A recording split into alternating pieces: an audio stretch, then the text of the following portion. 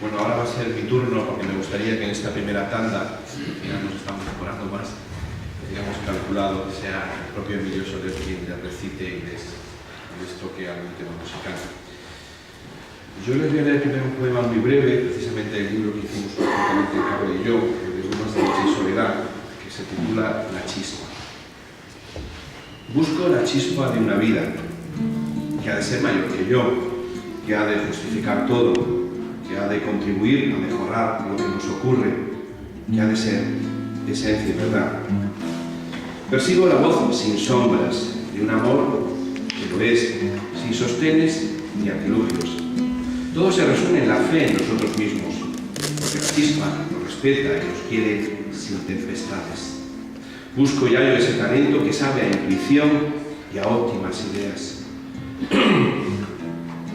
Intento darle explicaciones, seguramente las hay, las tenemos, pero creo que es mejor que nos digamos esta noche y siempre que nos preside el amor.